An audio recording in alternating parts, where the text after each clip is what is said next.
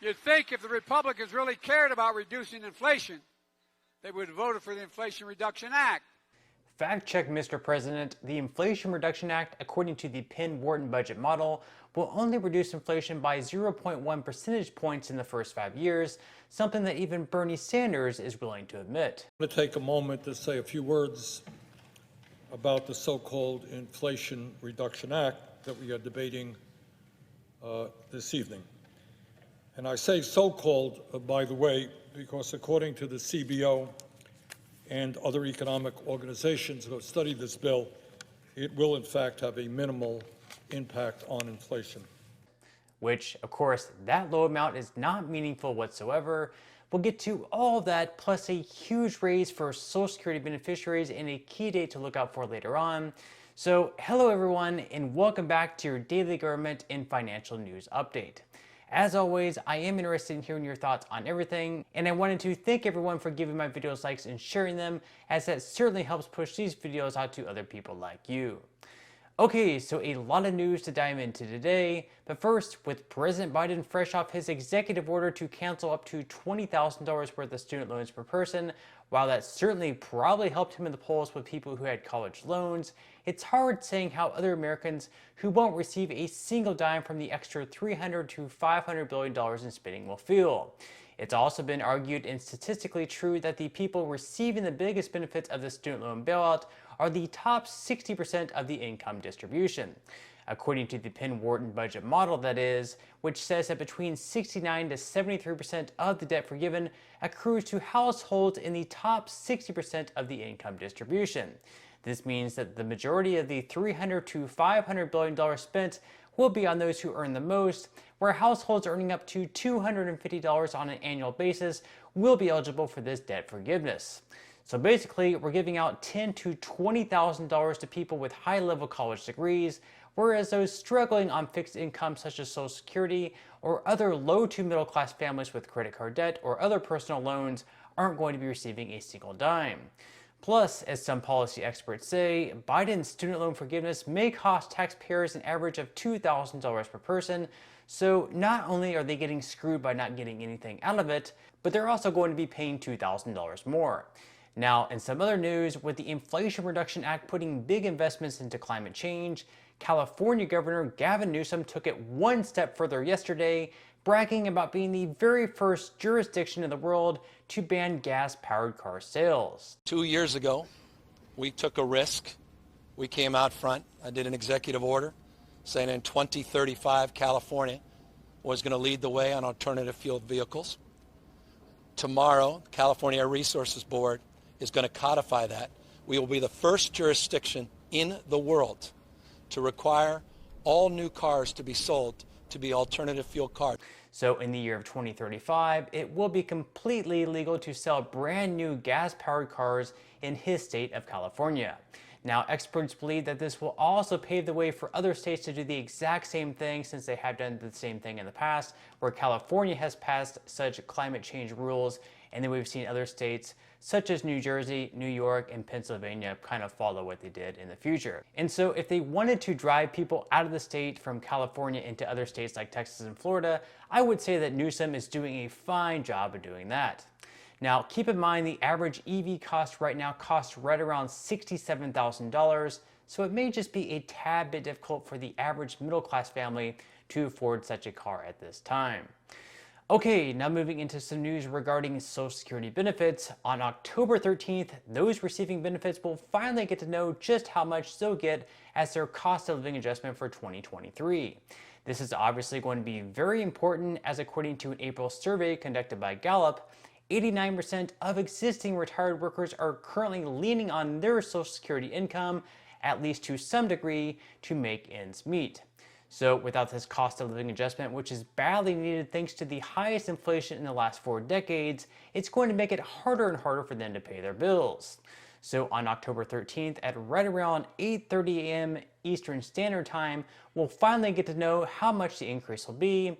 But at the moment, according to various estimates, including the Senior Citizens League, we can expect them to go up by anywhere between 8 to 11%. On average, if the cost of living adjustment ends up being 8.9%, for example, the benefit increase would be right around $150 per month. Of course, if inflation continues to rise, thanks to the cancellation of student loan debt and more spending, it's possible that this increase could very quickly become wiped out, and beneficiaries may quickly need, once again, another increase. And sadly, to many reports, Social Security income hasn't increased nearly as much as it should have been over the last couple of decades. For example, a report released in May of this year by the Senior Citizens League found that the purchasing power of Social Security dollars had declined by 40% since 2000. So for example, if you used to receive $1,000 from Social Security income, now, 22 years later, your money would only be worth right around $600. This is mainly due to the cost of living adjustment being tied to CPIW, which of course doesn't include things that your seniors paid for. This is why a lot of people in Congress believe in some type of Social Security reform. We should make sure to tie the cost of living adjustment to CPIE, which would more closely track to what seniors would spend on. Now, one proposal by Senator Ron Johnson of Wisconsin, which I'm not really a fan of at all, is to let Congress decide on how much money should be allocated to Social Security and Medicare each year. He believes that all these entitlement programs that end up being mandatory spending year over year should instead be switched to discretionary spending.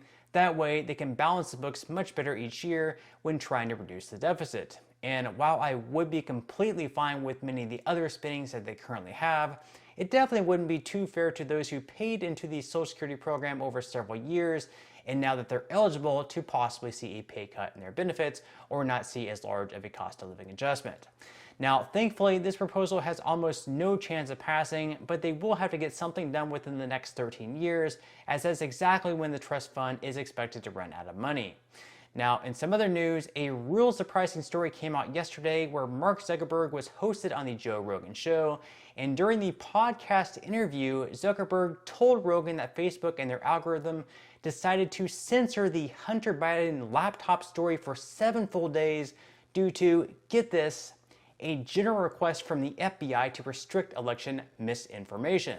And by the way, this story did not, in fact, turn out to be misinformation, and had this story been released, which ended up being true, by the way, it could have possibly had a big impact on the election, and perhaps we wouldn't have Joe Biden in office right now, creating all this extra inflation for the American people. So this is really wild stuff where we have an institution like the FBI meddling in what type of information can be posted and what type of information can't be posted based on their political biases. This also adds even more fuel to the fire of the FBI deciding to raid Trump's home in Mar-a-Lago when they chose not to do the same thing to former presidents such as Barack Obama, nor did they choose to do the same thing to Hillary Clinton. I think all most people are asking is to at least keep things consistent across the board. If you're going to raid former presidents' homes over classified information, you should be doing it to everyone. That way, at the very least, it doesn't make it look like you're targeting a single person or a single party. Now, before I wrap up today's video, the S&P 500 will try to surge up once again today to end the week in hopes of starting another weekly winning streak like the previous one it had, where it was 4 weeks in a row being in the green. And so over the last month, it has been up by over 7%, so it has been pretty good over the last month.